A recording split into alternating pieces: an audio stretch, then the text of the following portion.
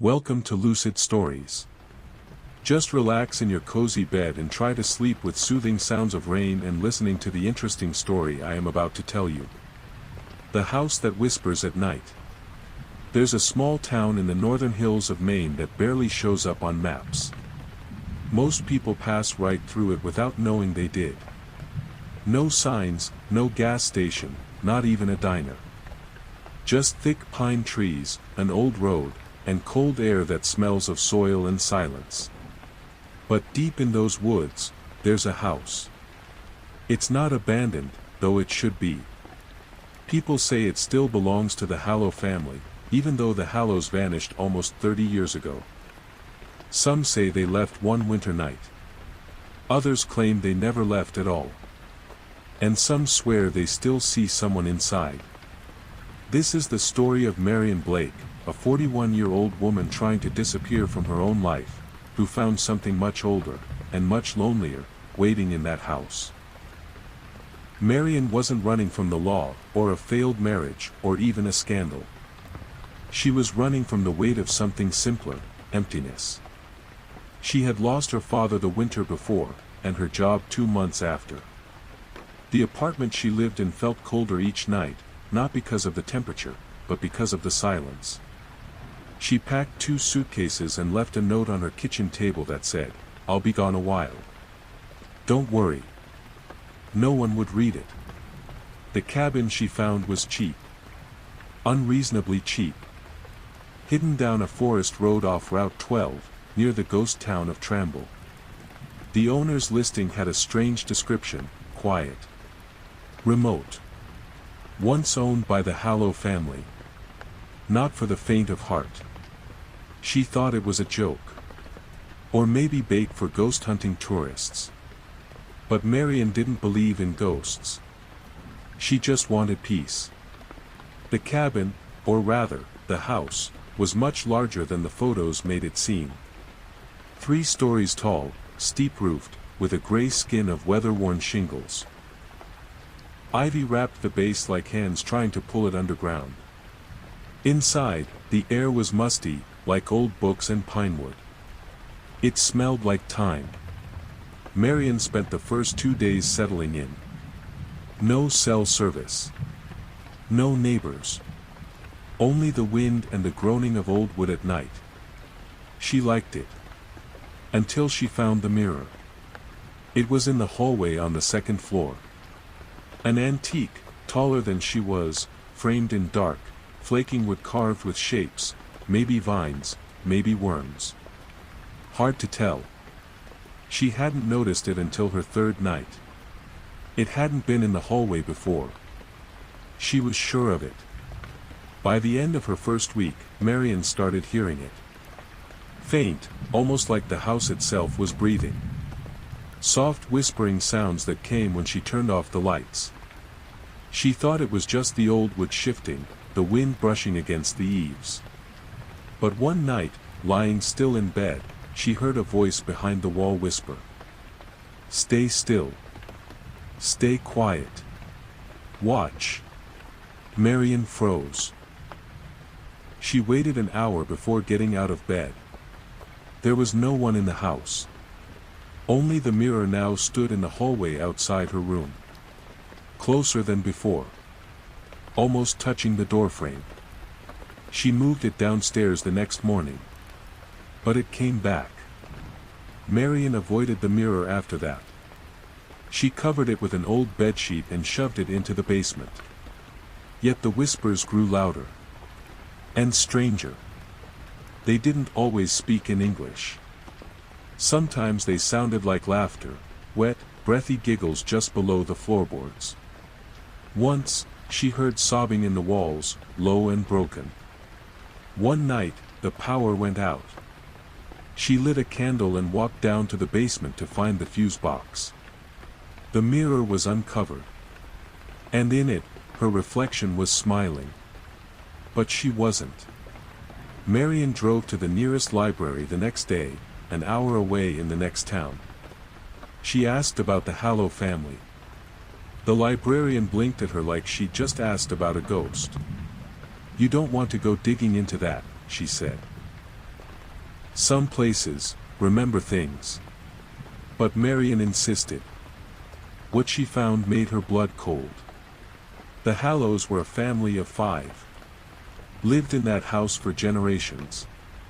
The father, Jonah Hallow, was a quiet man. Too quiet. People said he was always building something in the basement. Then one winter, the youngest child vanished. A month later, so did the rest of the family. No bodies were found. Just a mirror, still warm to the touch, in a house that was suddenly silent. The house had never sold.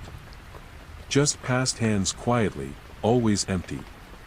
Until now. When Marian returned, the mirror was in her bedroom. She screamed. She tried to break it, hit it with a chair, a hammer, even a rock. Nothing worked. The glass didn't shatter. Instead, the reflection changed. It showed her asleep in bed, but someone standing at the foot of it. Tall. Thin. Blurry. Watching. She turned, but no one was there. The next day, she locked the mirror in the attic. That night, it whispered her name.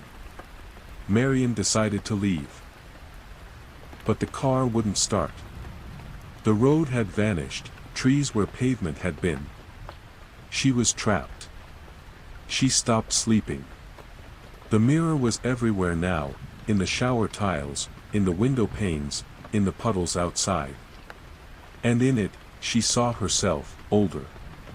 Hollow. Eyes black. Smiling. Come inside, the reflection whispered. It's warmer here. You'll never be alone again. One night, she gave in. She stepped toward the mirror and placed her hand on the glass. It was warm. And soft. Like skin. It pulled her in. Weeks later, hikers passing through found the house. It was empty. The floors were dusty, the air still. But on the wall of the upstairs hallway was a mirror. And if you looked into it just long enough, you'd see a woman standing behind you. She wears your clothes. And she's smiling. But it's not you. If you ever find yourself lost in the woods of Maine, and you see a tall, old house at the end of a road that doesn't exist on a map, turn around. Don't go inside. And if you see a mirror in the hallway, don't look too long. Because it's always watching. And it remembers everyone who does. Even you. It had been almost a year since Marian Blake vanished. Her name was never in the papers. No missing persons report. She didn't have many friends, no siblings, no partner. Like the wind, she was gone, absorbed into the trees, into the quiet, into the house. And then came Jacob Rivers. A retired mail carrier in his late 60s, Jacob had recently lost his wife. 42 years of marriage, and just like that, it ended in a hospital bed with a blinking heart monitor and his hand held in silence. He needed peace. He wanted solitude. Time to read, write, think, mourn. The cabin listing caught his eye the same way it had Marian's. Remote, quiet, untouched. Not for the faint of heart. That part made him smile. Old men aren't afraid of ghosts. But they should be. Jacob arrived in early spring. The snow had melted, revealing mossy roots and a forest that breathed when no one was listening. The house welcomed him. But it didn't feel empty. He noticed it on the third day, scratches in the wallpaper behind the wardrobe in the master bedroom. Letters. He peeled more wallpaper back and found a sentence. It keeps you warm because it never lets go. That night, he found a journal in the attic. Written in shaky handwriting, page after page. It wasn't signed, but the name Marian appeared again and again. She'd lived here. And she'd seen things. Jacob began dreaming of a woman with no eyes. She would sit at the foot of his bed and speak in a voice like wind blowing through broken leaves. "You're sad," she would whisper. "I can take it away. All the pain. Just let go." Each night she got closer. One morning, he woke up with her name in his mouth. Marian. He didn't know how he knew it. Jacob found the radio in the basement on the 6th day. An old thing, likely from the 1940s. Wooden body, golden knobs. Not plugged in, but it hummed. Every night at 2:13 a.m., it would turn on by itself and play a recording. Not music. Not words. Breathing. Shallow. Raspy. Getting louder each night. One evening, Jacob sat by the radio and asked, "Who are you?" The breathing stopped. Then a whisper replied, "I'm you. I've always been you." The house had many doors. But on the 7th night, Jacob found one he hadn't noticed before, just under the stairs. Shorter than the others. Covered in old wallpaper. He only found it because he tripped and his hand pressed against the wall. It creaked inward, revealing a narrow passage that spiraled down. He took a flashlight and stepped inside. The walls were covered in names. Etched into the stone, hundreds of them. Some crossed out. Others circled in charcoal. Marian Blake. Jonah Hallow. Sarah Hallow. Peter Hallow. Jacob Rivers. His own name. Etched in before he had ever arrived. Jacob smashed every mirror in the house. They came back. Different shapes, different frames. Some weren't even glass anymore. Some were liquid. Some were black as oil. Some were faces pretending to be his. And they began to move on their own. Sometimes they followed him. Sometimes they led. One night, he saw a small boy standing in the hallway, soaked and shivering. The boy stared into a mirror and whispered, "I told them not to go into the basement." Then he was gone. But the mirror stayed. And it showed Jacob walking away from it, even when he stood still. Jacob couldn't take it anymore. He packed his bags in the night and tried to leave. The trees had moved. The road no longer led anywhere. Only forest. And whispers. And memories that weren't his. He heard Marian's voice now. Clearer than ever. "It doesn't kill you, it keeps you. Like a pressed flower.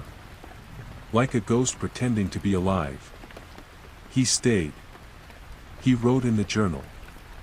He added his own pages. He forgot how many days passed. Then, one morning, he looked in the mirror. And he smiled. Even though he wasn't. A new listing appeared online. Remote cabin, 3 stories tall. Beautiful forest views. Formerly owned by the Hallow family. History rich. Not for the faint of heart. A young couple from New York bookmarked it. They were tired of the city. Wanted something peaceful. Something simple. Something quiet. They booked it for the summer. And somewhere deep in the house, behind the mirror, someone smiled. The house isn't haunted. It is the haunting. It watches. It waits. And it welcomes those who are tired, lonely, or curious. If you see it, don't stop. Don't look in the windows. And whatever you do, don't look in the mirror. Because something might smile back. And it won't be you. It was a fog-choked morning in late October when the young couple from New York, Liam and Aria, moved into the Hallow house. They were newly married. Adventurous. Aria was a photographer. Liam a freelance editor. They called it their disconnect project. A few weeks offline in the woods to find themselves again. On their second day, Arya was exploring the attic with her camera when she found a false wall. It creaked open like a jaw, revealing a small wooden trunk. Inside was a diary, bound in worn leather. Smelled like smoke and rain. The name on the inside cover read, Elise Hallow, 1912. The entries began innocently. Papa says the house is older than God. Mama says it dreams while we sleep. Arya showed Liam the diary. They thought it was a creative writing piece. A joke. A relic from someone playing at ghost stories. But as the days passed, Elise's voice began to echo. Not just in the pages, but in the house. Arya read the first full entry aloud that evening by candlelight. October 12, 1912. The mirror moved again. I didn't touch it. Mama says we must never speak of the mirror to strangers. But it watches me when I sleep. I saw my face cry in it last night. But I wasn't sad. That night, Liam had a nightmare. He was alone in the house. Arya was gone. All the windows were covered in breathing. Not frost. Not steam. Breathing. Each pane pressed inward like lungs exhaling. When he woke, he found Elisa's diary open beside the bed, even though they'd left it in the attic. The page was blank. Except for one line. We're still here. On their fifth day, Arya stumbled across a hidden room behind the basement wall. The air there felt wrong, too still. Like nothing had moved in 100 years. It was circular, with a stone floor and a massive mirror standing upright in the center, framed in bone-white wood. Carved into the floor around it was a symbol, a circle filled with names. The last name added, shakily etched, was Liam. He hadn't been down there. At least, not that he remembered. Arya began shooting film again. Analog, black and white. But the photos didn't match the scenes she captured. One picture of Liam in the kitchen showed a figure behind him. Pale, tall, mouth open unnaturally wide, leaning just inches from his ear. Another showed her sleeping in the attic, even though no one had taken that photo. In one roll, an entire series showed a girl in a nightgown staring into the mirror. Elise. In the final frame, the girl turned toward the camera. And smiled. Liam began speaking in his sleep. Arya recorded it. At first it was nonsense. Whispered syllables. Then it became phrases. She's behind you. Don't turn around. Not yet. The bones in the wall are warm still. They hum when the house sleeps. Elise wanted out. But she was chosen. Like you. We're already inside. Arya stopped writing in her notebook. Instead, she began scribbling letters she never sent. She tore them out and shoved them under loose floorboards. One letter, dated just 3 days before their disappearance, read, I hear whispers in the sink when I wash my hands. The house talks in the plumbing. In the trees. I think it dreams through us. I think Elise is still alive. Not alive like us, but like a scream trapped in time. I don't think we'll make it home. But I hope someone finds this. On the last day, a neighbor, one of the few left in Tranquil, heard something. A scream. Short. Cut off like scissors snipping through silence. They called the police, but no one came. The couple was never seen again. But the house looked cleaner. Younger. Rested. As if it had eaten. And was full. 20 years passed. The forest grew thicker. The town shrank to near nothing. But sometimes, on foggy mornings, hikers still find the house. It doesn't appear on maps. Only in memories. Nightmares. Or very old listings in corners of the internet that shouldn't exist. The latest one reads: available for short stays. Quiet. Remote. Full of character. No mirrors, unless you bring your own. You may not have been to the house. But the house has seen you. It knows the weight you carry. The secrets you've never told anyone. The grief you bury beneath small talk. It waits. And when you're tired, when you're just curious enough, you'll find it. Not because you want to, but because it already chose you. And in the dark, behind the mirror, you're already there. Smiling. Waiting. Calling yourself home.